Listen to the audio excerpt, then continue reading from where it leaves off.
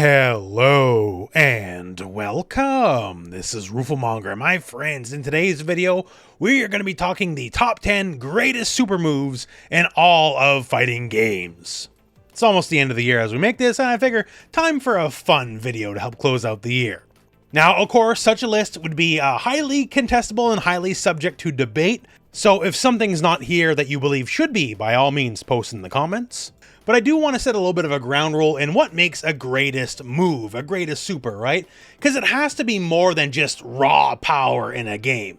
Because if it's just raw power, then I'd be putting things like Street Fighter 6's Rashid's level 2 super here, and, well, nah.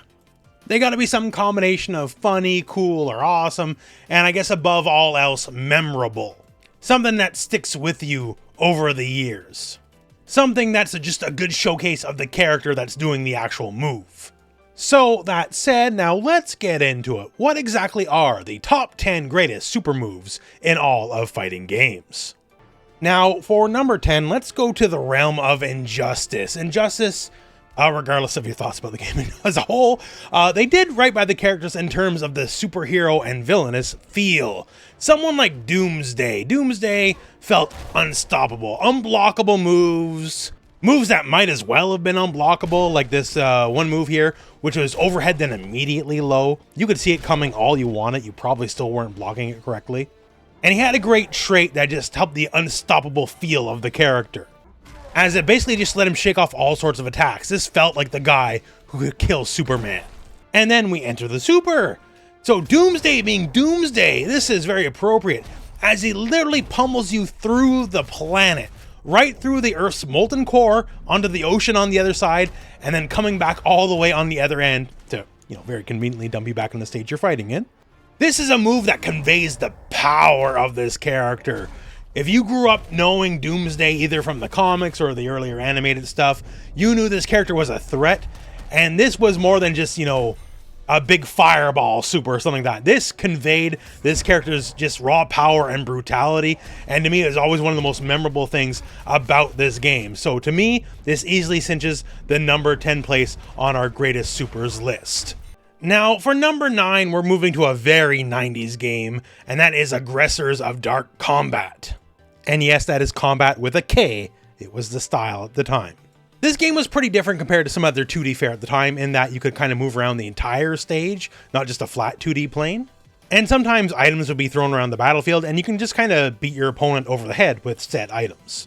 But we're here to talk supers. So you had your crazy gauge, and you had to get all the way crazy, naturally. And if your crazy gauge was maxed out and your opponent was in red health, that unlocked the Gengen state. And you could do your Gengen super, naturally. And now we talk about the Gengen super of Kisara Westfield. This is the Jealousy Bomber. So what exactly happened here? And yes, this is an instant kill. So basically, she'll create a phantom boyfriend and make out with that phantom boyfriend, and the opponent gets so jealous, they literally die.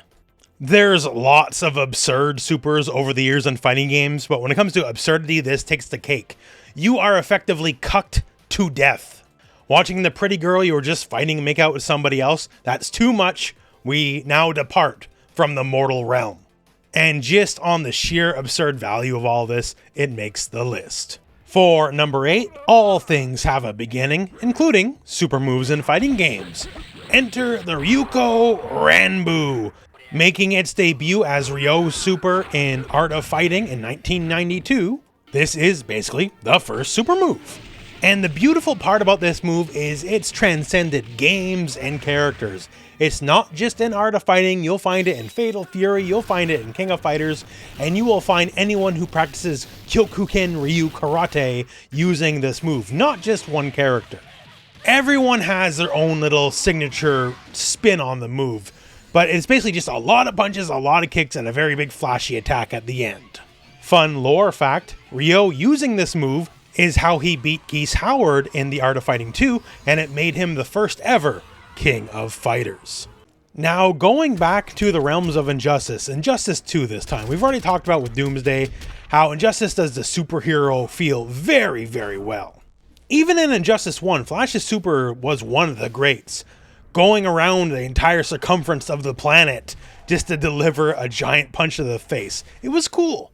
But Injustice 2, they really next leveled it. So Flash is so fast, he can go back in time.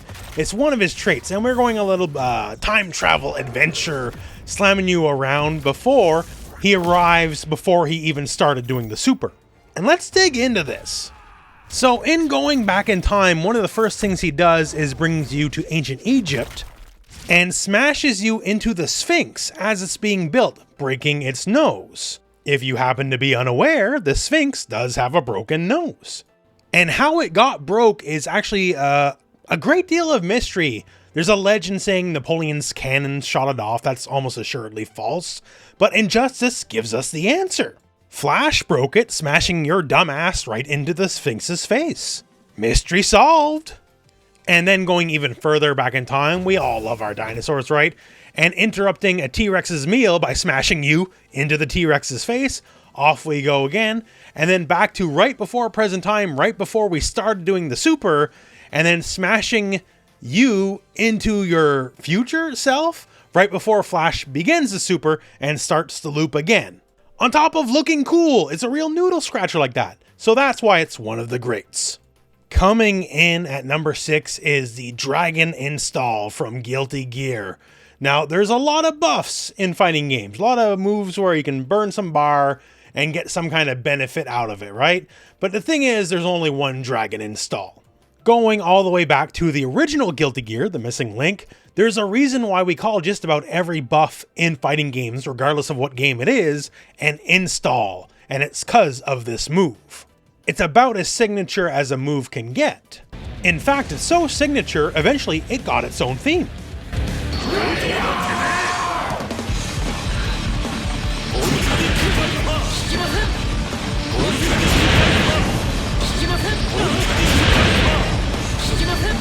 And just like the Ryuko Ranbu that we talked about earlier, it's a move with such legacy that multiple characters can have it. So Kai in Guilty Gear Strive is now the inheritor of the Dragon Install, and he gets a whole bunch of silly buffs, just like Soul did over the years as well. It's not just a buff in a fighting game, it is the buff in a fighting game. Very few moves are so important that an entire genre of move gets named after you, so Dragon Install is on the list. Next up on our list, continuing forward, we're talking the Shin Shoryuken. So the Shoryuken is probably the single most signature move of all of fighting games. And the Shin Shoryuken is certainly basic in a way, but very few moves can convey just the simple brutality of what's going on in so few hits. After all, this is not a Shoryuken.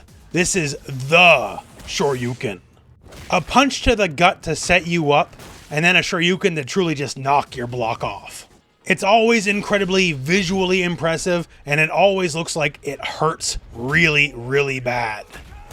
In Street Fighter 6, I also appreciate the added value that the Critical Art version makes the screen go black and white except for reused engine lightning powers. Just makes it extra cinematic. It's an all-timer. That's really all that needs to be said. Now, for number 4, we're going to be talking a command grab super. So there's lots of great command grab supers over the years. In fact, we once made a video about the greatest grabs of all time, and this is the one that was number 1 at the end of that video. This is the Cho Jinja Nage, done by Gonzalez in the game Dan Kuga. Now, you might not know the character, you might not know the name of the game, but trust me, you'll believe in the super as soon as you see it. Gonzalez is the master of the ultimate judo throw, the one where he throws you out of Earth's atmosphere and then you crash upon re-entry. There's lots of amazing command grab supers out there in fighting games, but none beat this, well, simplicity, if you want to call it that. It doesn't have a lot of spins. I guess it does have one really big impact at the end, but yeah, he literally throws you out of the planet and then you go up, and there's even like, you know, the flames on re-entry and everything as you come crashing back down, literally, to Earth. It's all lightning quick, it's very fast, it's not, you know, of the era of the big cinematic super, right? Everything's quick back in the 90s, but is it ever not just impressive? It's certainly eye-catching to say the least the first time you ever see it. It easily earns its place on this list. Now, for number 3, let's get to Geese Howard, because of course we were going to get to Geese Howard. Geese is so iconic, he has multiple memorable supers, like the Rashomon, like the Deadly Rave, but there's one above the rest. And that is the Raging Storm. It's one of those moves where it's kind of quick and simple in the end. He raises his arms up and then crashes down with a giant pillar of energy just reaching up or sometimes splashing a little bit forward. But the things about it is usually it deals an insane amount of damage. And in lots of games, especially the older games, it has an infamous input to it. That being down back, half circle back, down forward, and then various button presses. It's called the pretzel motion. And when your motions are so difficult to do that they get their own nicknames, well, you know, that's kind of the legacy of the move, really. And speaking of legacy, this is another move that has survived onto other characters. Geese Howard's son, Rock Howard, also does this move in Fatal Fury and in The King of Fighters. And it's suitably as dramatic as it's ever been. Raging Storm, all-timer, not much else to say. Are you okay? Coming in at number 2 is Buster Wolf, the signature attack of Terry Bogard. And the funny thing is about it, he didn't get this move until comparatively much later in his career. First showing up in Mark of the Wolves, Terry was already in a bajillion games by then, yelling out the infamous "Are you okay?" before just blasting you in the face with a giant punch, suggesting maybe he didn't care if you were okay to begin with, and then turning his arm into basically a giant energy shotgun. Compared to most energy-based attacks in fighting games, and there's a lot of them, it's a very different way to go about it. And that, along with the signature line, what has made this move so iconic over the years. Another move where simplicity is king, the quick 1-2 of punch and then blast, has made this move resonate over the ages and resonate with all sorts of fighting game players. You say "Are you okay?" and just about everyone knows what you're talking about. The sign of an instant classic. Prepare yourself! Die 1,000 deaths!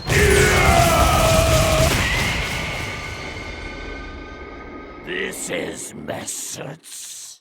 And at number 1, well, how could it be anything else, really? Ever since Akuma made his first shock appearance in Super Street Fighter 2 Turbo, this was the move. Not only is it dramatic and cool looking, it's mysterious. Like, obviously whatever he's doing is very devastating, but the screen always cuts to black. You don't get to know what happens, it's just fast and brutal, and he strikes a pose at the end. But then here comes the fun part. In later Street Fighter games, they would pull back the curtain just a little bit. We would get to see a little bit of what actually is happening. And it didn't ruin the fun or the appeal of the move. If anything, it made it cooler and cooler and cooler. That when you finally pull back the curtain on this enigmatic move, that is just as devastating as we all dreamed it would be back when we were kids in the 90s. Akuma is one really messed up dude. And there's no other way to put it. This is simply, of all the great supers of all the fighting games, the single most iconic super of them all. And folks, there you have it. The top 10 greatest super moves in all of fighting games. Agree, disagree, got some moves you'd like to shout out yourself? Post in the comments below, but otherwise that is the end of the video. So thank you very much for watching, hope this video has found you well, and go out and play some fighting games.